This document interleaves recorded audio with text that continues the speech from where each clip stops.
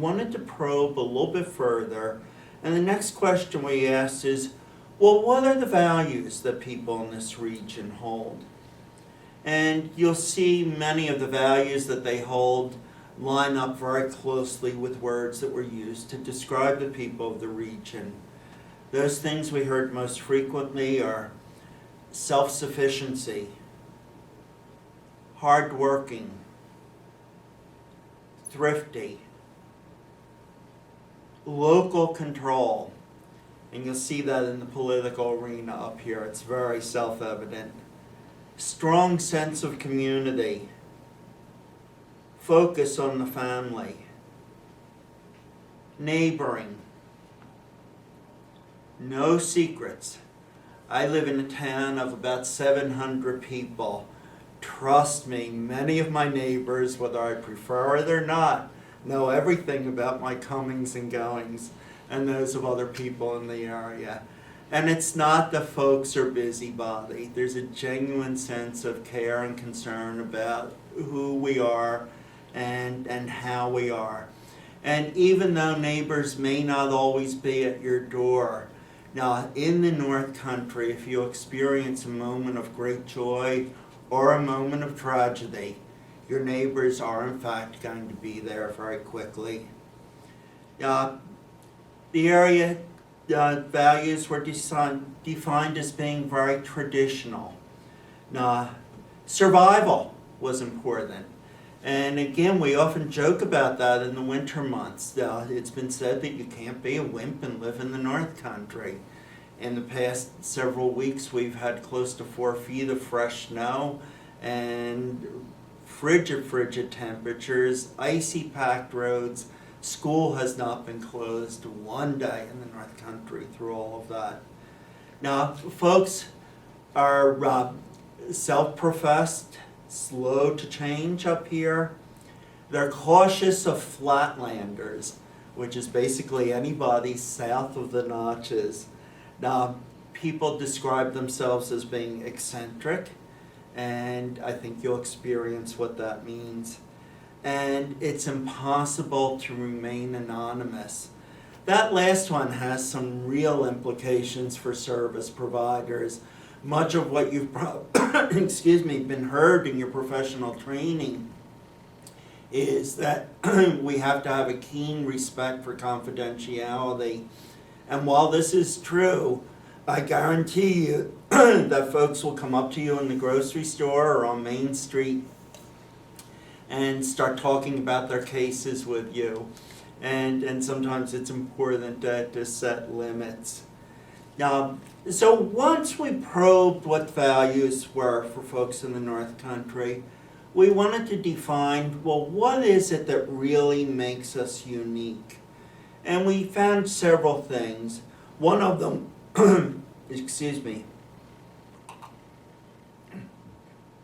was the way we work. In the past 20 years, the North Country has had a significant change in the way people make a living. 20 years ago, most towns were mill towns. People depended on the mill for employment through generations. In recent years, manufacturing has given way to a service-based economy. People generally work for lower wages, and much of the work is seasonal.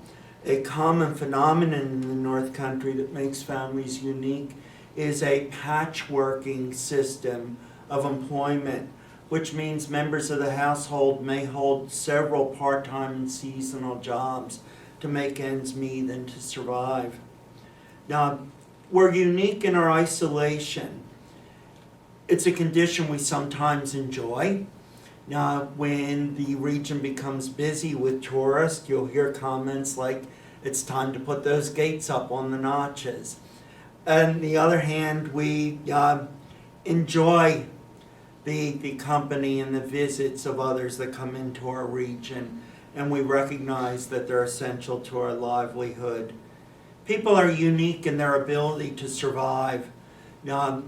Things that are commonly said is that we don't give up. We live beyond community challenges. And when a mill goes down, a town may suffer significantly, but they'll figure out how to get back up again. And they'll go out and seek other forms of employment to compensate. There's a sense of humor that's characteristic of North Country culture. We can always somehow find our way to the other side. If we fall down, we can stand up again, and we do not have a sense of pessimism. Another thing that's unique about the North Country is our wealth of resources. We have a very rich infrastructure of services and supports. About 15 years ago, when federal grants started mandating collaboration between agencies, folks in the North Country chuckled. We have, in fact, been collaborating with each other for many, many years.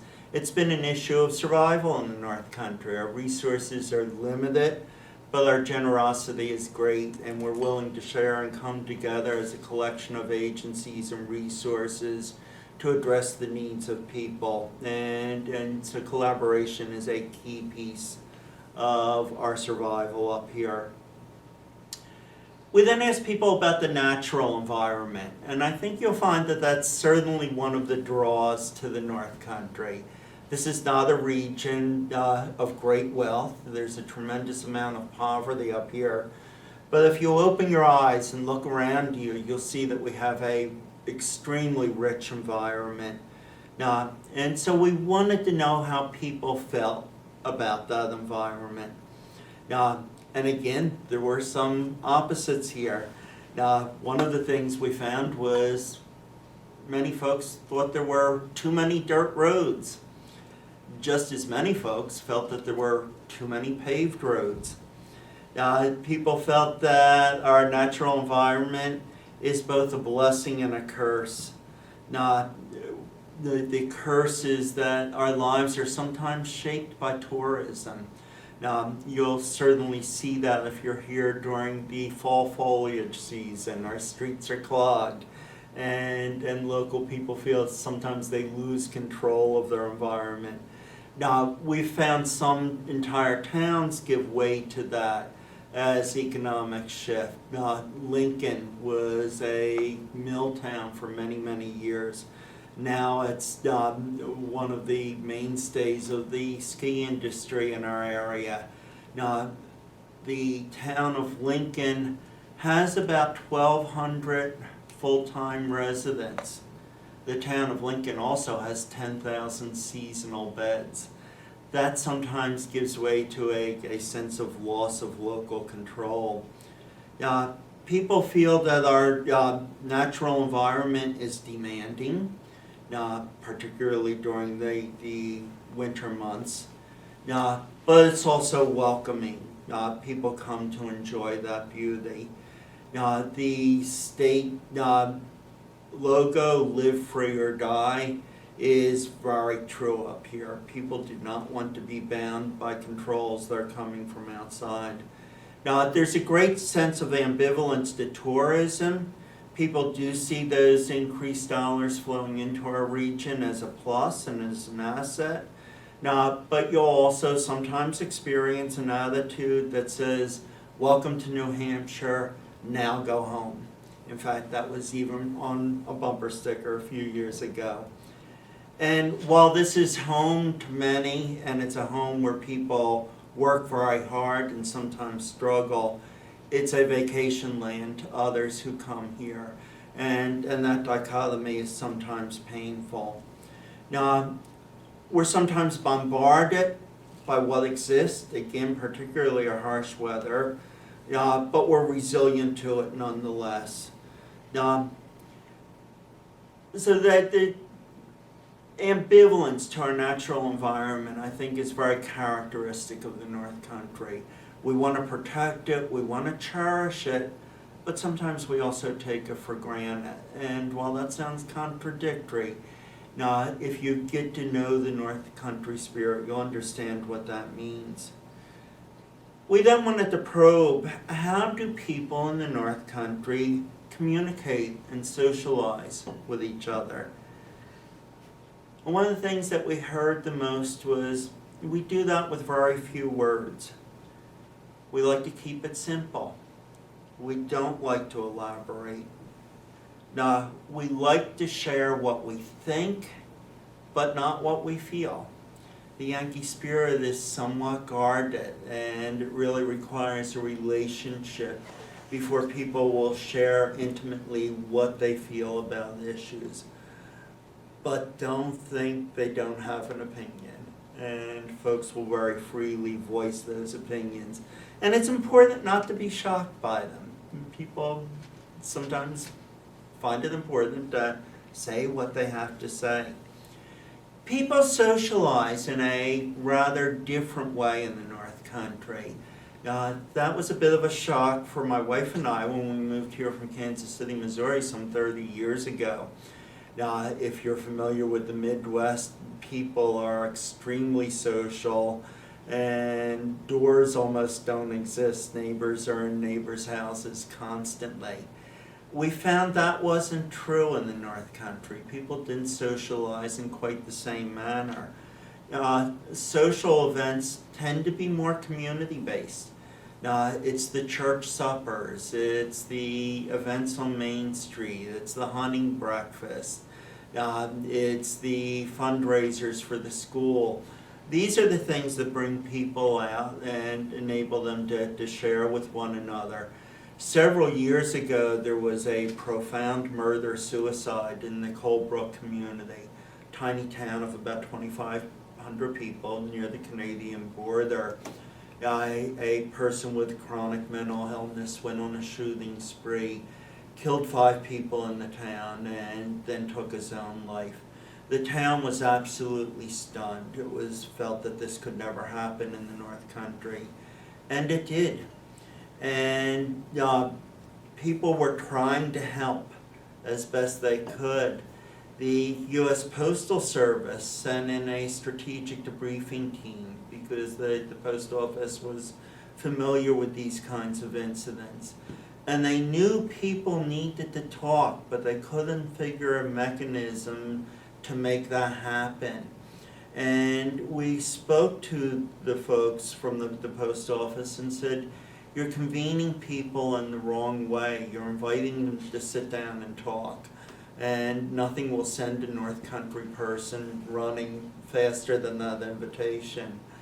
And they said, well, what do we do? And we said, you need to have a church supper. And they looked at us like we had lobsters coming out of our ears.